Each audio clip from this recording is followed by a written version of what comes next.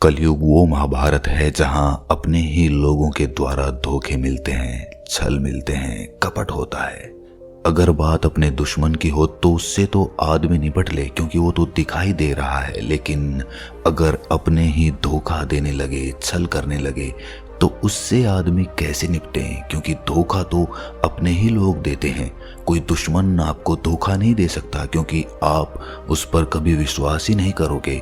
धोखा देगा आपका करीबी, जिस पर आप विश्वास करते हो। तो परिस्थितियों से किस प्रकार निपटें ताकि भविष्य में आपको किसी के भी द्वारा धोखा ना खाना पड़े। किसी को प्यार में धोखा मिला, किसी के दोस्त ने धन उधार ले लिया, उसने वापस नहीं किया और हमें फिर से धोखा मिला। और इस प्रकार इंसान नाना प्रकार के धोखों में घिरा रहता है, दबा रहता है। उसका मन इतने धोखे खा खा कर किसी पर भी विश्वास नहीं कर पाता और उसका मन हमेशा दबा हुआ रहता है। वो स्वतंत्र नहीं हो पाता, आजाद नहीं हो पाता, वो किसी पर विश्वास ही नहीं कर पाता। और जब आदमी के मन में से विश्वास खत्म होने लगता है तो यकीन मानिए उसका सबसे बड़ा नुकसान उस आदमी को स्वयं होता है, क्योंकि वो खुद पर भी कभी विश्वास नहीं कर पाएगा। उसको खुद की बुद्धि पर, खुद के विवेक पर भी शक होगा कि उसने ऐसे लोगों पर विश्वास किया जिन्होंने उसे धोखा दिया। और ये शक उसे अपने ऊपर होगा, अपनी बुद्धि पर होगा। वो अपने आप को दोष देगा कि मैंने क्यों किसी पर विश्वास कर लिया, मैंने क्यों उसको इतना धन उधार दे दिया, या मैंने क्यों किसी से प्यार कर लिया। आज की जो बोध कहानी मैं आपको सुनाने वाला हूँ उसमें आपको कुछ ऐसे तरीके पता चलेंगे जिससे आप परिस्थितियों से किस प्रकार निपटें ताकि आपको भविष्य में कभी धोखा ना मिले। ऐसे तरीके आपको इस कहानी से मालूम होंगे। अगर आपने जीवन में कभी धोखा खाया है तो इस कहानी को अंत तक जरूर सुनना। इससे पहले कि आप इस कहानी में खो जाएं, इस चैनल को सब्सक्राइब जरूर कर लें। तो चलिए कहानी शुरू करते हैं। एक बार एक युवा लड़का एक बौद्ध भिक्षु के पास पहुंचा और उसने उस बौद्ध भिक्षु से एक ऐसा सवाल किया जिसे सुनकर बाकी सभी शिष्य सोच में पड़ गए। उसने पूछा कि हे बंते, आप हमेशा कहते हैं कि इंसान में हमेशा करुणा होनी चाहिए, करुणा ही मनुष्य का सबसे कीमती आभूषण है। यहाँ तक तो सब ठीक है, लेकिन मैं आपको बताना चाहता हूँ कि इसी करुणावश मुझे बहुत बार जीवन में छल मिला। बहुत लोगों ने मेरे साथ कपट किया, मुझे धोखा दिया। अगर मैं उनके प्रति करुणा ना रखता तो आज मुझे छल नहीं मिला होता, कपट नहीं मिला होता, मुझे इतना दुख नहीं हुआ होता। ये सिर्फ इस करुणा के कारण हुआ। आपके प्रवचन सुनकर मैंने अपने हृदय में करुणा का उदय किया। लोगों के प्रति मेरा हृदय करुणावान हो गया और इसी करुणा के कारण उन लोगों ने मेरा फायदा उठाया और मुझे बार बार धोखा दिया। तो आप लोगों को गलत ज्ञान क्यों देते हैं? ये शिष्य जो आपके प्रवचन सुन रहे हैं ये भी अपनी करुणावश जीवन में बहुत धोखे खाएंगे और ये आपको गालियां देंगे, क्योंकि आपने ही इनके मन में डाला है कि करुणा इंसान का सबसे कीमती आभूषण है। इस बारे में आप कुछ कहना चाहेंगे, कुछ सफाई देना चाहेंगे? और इस प्रकार उस युवा लड़के ने उस बौद्ध भिक्षु को तर्क वितर्क करने के लिए ललकारा। बौद्ध भिक्षु ने मुस्कुराते हुए कहा कि हे बंते, करुणा का मतलब वो नहीं है जो तुम समझ रहे हो। करुणा को अक्सर हम अपनी भावनाओं के साथ जोड़ लेते हैं। हम अपनी भावनाओं में बहकर कोई गलत कदम उठा लेते हैं और उसका इल्जाम करुणा पर लगा देते हैं, क्योंकि हमारी हिम्मत नहीं है कि हम खुद को उसके लिए दोषी करार दे सकें। हम ये मान सकें कि जो छल, जो कपट हमारे साथ हुआ है वो हमारी नासमझी के कारण हुआ है, ना कि करुणा के कारण। भावनाओं में बहकर जिंदगी भर छल सहते रहते हैं और इल्जाम किसी और पर लगाते रहते हैं। जिस प्रकार से तुम करुणा को समझ रहे हो वो करुणा तो एक आदमी को अपंग बना देगी, वो तो उसे कोई कदम उठाने ही नहीं देगी। युद्ध में लड़ने के लिए तुम अपनी करुणा का सहारा लेकर नहीं बैठे रह सकते। तुम्हें परिस्थिति के हिसाब से काम करना होगा। अगर युद्ध हो रहा है तो तुम्हें हथियार चलाना ही होगा।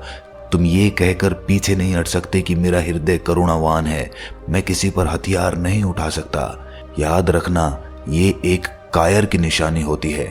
समझदार और बुद्धिमान व्यक्ति वही है जो परिस्थिति के हिसाब से काम करे। अगर तुम्हें नासमझी में एक बार धोखा मिल गया लेकिन उसके बाद भी तुम धोखे खाते रहते हो, बार बार खाते हो और उसी प्रकार खाते हो जिस प्रकार पिछली बार खाया था, तो तुम इल्जाम किस पर लगा रहे हो? ये सिर्फ तुम्हारी नासमझी के कारण होता है, करुणा के कारण नहीं होता। करुणा तो इंसान से इंसान के संबंध जोड़ती है, लेकिन वो संबंध बनने के बाद उस आदमी के साथ आपको अपना जुड़ाव कितना गहरा करना है, ये आप पर निर्भर करता है। हो सकता है तुमने अपने मित्र को धन उधार दिया हो और तुम्हारा धन वापस ही ना आया हो, ये भी एक प्रकार का छल है, धोखा है। लेकिन धन उधार देने से पहले क्या तुमने ये भली भांति देख लिया था कि तुम्हारा मित्र या तुम्हारा दोस्त वो धन वापस करने का सामर्थ्य भी रखता है कि नहीं रखता? क्या वो कोई काम करता है, कहीं से कमाता है, या फिर यूं ही खाली बैठे रहता है?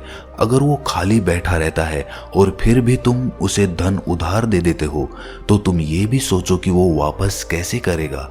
उसके पास तो कोई भी आय नहीं है, कोई भी कमाई का साधन नहीं है। और यहीं दूसरी तरफ तुम अगर किसी ऐसे मित्र को धन उधार देते हो जो कमाता है, जिसकी कमाई है, तुम्हें पता है कि इसके पास कल कमाई आएगी तो ये मेरा वापस कर देगा, तो ऐसी परिस्थिति में तुम्हें बहुत कम छल या धोखे मिलेंगे। छल या धोखे बहुत प्रकार के होते हैं। मान लीजिए किसी पिता ने अपने बच्चे को बाहर पढ़ाई करने के लिए भेजा और वो वहां पर पढ़ाई नहीं कर रहा बल्कि अय्याशी कर रहा है, तो क्या ये एक प्रकार का धोखा नहीं है, छल नहीं है? क्या वो बच्चा अपने पिता के प्रति धोखा नहीं कर रहा है? और अगर ऐसी परिस्थिति में पिता को पता चल जाए कि मेरा बेटा मुझे धोखा दे रहा है, तो वो किस प्रकार इस परिस्थिति को संभालेगा? सोचने की बात है। अक्सर ऐसी परिस्थिति में माता पिता गुस्से में आकर अपने बेटे को कोई दंड दे देते हैं और इस कारण से उन दोनों में दूरियां बन जाती हैं। अब बेटा अपने पिता को कभी सच नहीं बताएगा, इसीलिए ऐसी परिस्थिति से कैसे निपटना है, यहाँ पर आपकी बुद्धिमानी काम आएगी। आप उसको डांटने की बजाय प्यार से समझा सकते हो, प्यार से उसे रास्ता दिखा सकते हो कि कितनी मेहनत से कमाई की जाती है और तुम कितनी आसानी से खर्च कर देते हो। इस बात का उसे एहसास कराया जा सकता है बिना गुस्से में आए। और अगर फिर भी वो नहीं समझ रहा, अपनी जिंदगी में नहीं संभल रहा, तो फिर बार बार धोखा कब तक खाएंगे? तो फिर कोई ना कोई ऐसा कदम उठाना ही पड़ेगा जिससे हमें बार बार धोखा ना खाना पड़े। कहते हैं कि कारावास में अपराधियों को सुधारने के लिए रखा जाता है, लेकिन माता पिता अक्सर अपने बच्चों के सारे अपराध छुपा लेते हैं और बाद में कहते हैं कि बेटे ने हमें धोखा दे दिया। असल में ये माता पिता का प्यार होता है जो उस बेटे के गुनाहों पर पर्दा डाल देता है। लेकिन अगर आप सच में अपने बच्चे का भला करना चाहते हो तो उसके गुनाहों पर पर्दा कभी मत डालो। एक बार समझाओ, 2 बार समझाओ, लेकिन अगर नहीं समझ रहा है तो कोई ना कोई ऐसा रास्ता निकालो ताकि आपको पछताना ना पड़े और वो सुधर भी जाए, चाहे फिर दंड का ही सहारा क्यों ना लेना पड़े। याद रखना, क्रोध करना हमेशा गलत नहीं होता है, युद्ध करना हमेशा गलत नहीं होता है। न्याय के लिए, भलाई के लिए जब कोई और रास्ता काम नहीं आता तो आखिर में आदमी को हथियार उठाना ही पड़ता है, युद्ध करना ही पड़ता है। और इसका सबसे बड़ा उदाहरण है महाभारत, जिसमें भगवान श्री कृष्ण ने न सिर्फ युद्ध में हिस्सा लिया बल्कि उस युद्ध को जिताया भी। अक्सर बहुत से लोगों को प्यार में धोखा मिलता है, ये सबसे बड़ा कांटा है। कलयुग में हर इंसान प्यार में धोखा खाकर बैठा हुआ है। कलयुग में अधिकतर लोग प्यार में धोखा खाकर बैठे हुए हैं। तो सवाल ये है कि प्यार में धोखे क्यों मिलते हैं? क्या इन धोखों से बचा जा सकता है? तो इसका जवाब है कि हमें अपना महत्व समझना होगा। जब जब हम अपने से ज्यादा महत्व किसी दूसरे को देंगे तब तब हमें धोखा मिलता रहेगा।